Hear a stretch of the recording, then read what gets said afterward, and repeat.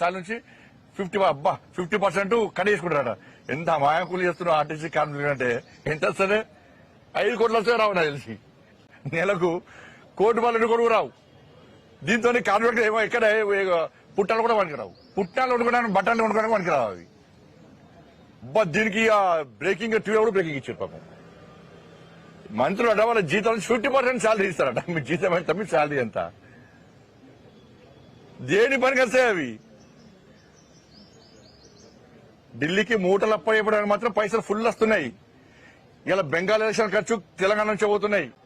కర్ణాటక దుకాణం బంద్ అయిపోయి ఇస్తలేనే, ఎందుకంటే ముఖ్యమంత్రి చేస్తానని చేయలే.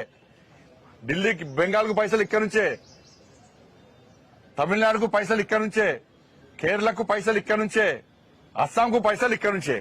ఇక్కడి నుంచి మూటలు పోతున్నప్పుడు జాతీయ కాంగ్రెస్ పార్టీ నడిచే పరిస్థితి లేదు. దానికి పైసలు వస్తాయి. ఈ పెన్షన్ వాళ్ళకి పైసలు ఏమాత్రం పైసలు రావు. ఆ హిమాచల్ కదే, హిమాచల్ జనాభా ఎంతనా హైదరాబాద్ లో సగం జనాభా లేదు. 1,00,000 కోట్ల పేయించాడ హిమాచల్. కర్ణాటక పరిస్థితి అదే. ఈ తెలంగాణ పరిస్థితికి ఇది. ఇవాళ నేను అంటున్నా, ముఖ్యమంత్రి గారు ఈ చుట్టుపక్కల హైదరాబాద్ చుట్టుపక్కల ల్యాండ్ రెగ్యులేషన్ చేసుకున్నారు వీళ్ళు అన్ని అక్రమంగానే. 1 ఎకరం అమ్మితే మొత్తం తెలంగాణ అప్పులు తీరిపోతాయి.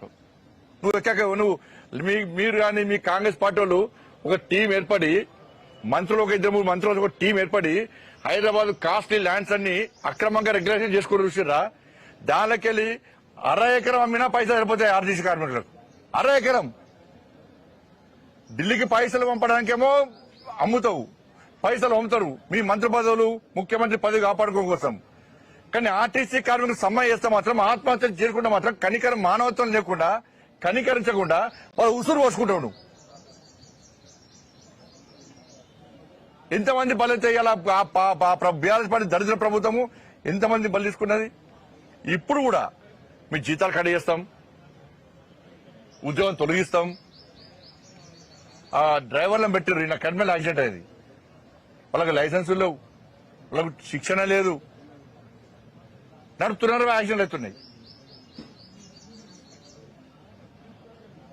గింత ఘోరమా? గింత పరిస్థితి అవ్వలేదు. పరిస్థితి నువ్వు మేనిఫెస్టో పెట్టిందే వాళ్ళు అడుగుతున్నారు. కాబట్టి భారతీయ జనతా పార్టీ ఆర్టీసీ కార్మికుల యొక్క న్యాయబద్దమైన డిమాండ్లకు, వాళ్ళు చేస్తున్న సమ్మెకు భారతీయ జనతా పార్టీ పూర్తి మద్దతు ఇస్తున్నది. ఇవాళ మా రాష్ట్ర అధ్యక్షుడు రామచంద్ర వారి యొక్క ఆదేశం మేరకు నేను నర్సంపేటలో శంకర్ గౌడ్ యొక్క అంతిమక్రియలో, అంతిమయాత్రలో పాల్గొనడానికి నేను బయలుదేరుతున్నా. ఎట్టి బస్సులో ఈ ఉద్యమాన్ని ఉధృతం చేస్తాం. ఆర్టీసీ కార్మికులు చేస్తున్న సమ్మెకు భారతీయ జనతా పార్టీ కార్యకర్తలందరూ కూడా మద్దతు తెలపాల్సిన అవసరం ఉంది. అగ్రెసివ్ అవ్వండి. ఈ ప్రభుత్వం మెడలు వంచాల్సిందే, ప్రభుత్వం దిగి రావాల్సిందే.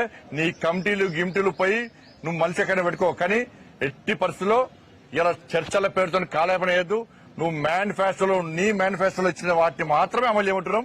వేరే కోరికలు, వేరే డిమాండ్ అవసరం. 32 డిమాండ్లు, 20 అన్ని పక్క పెట్టు. నువ్వు ఇచ్చింది అయ్యాయి. రాష్ట్ర ప్రభుత్వం దిగి రావాల్సిందిగా ఇలా నేను డిమాండ్ చేస్తున్నా.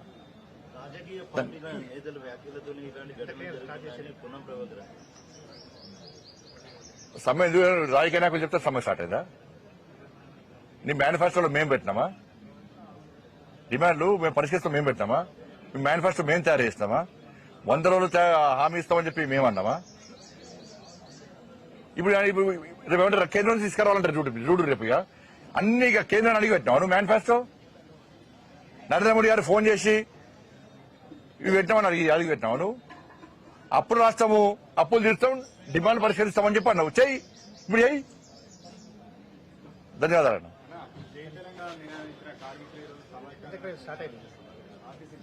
ఇక దానికి ముడిపెట్టద్దు. మనం ఇప్పుడు సమస్యల పరిష్కారం కోసం మాత్రమే పనిచేస్తాం. మీరు కూడా అందరూ మద్దతు తెలపాల్సిందిగా కార్మికుల కుటుంబాలకు మద్దతు తెలపాల్సింది అందరికీ 2 చేతులు జోడించి మొక్కుతున్నాం.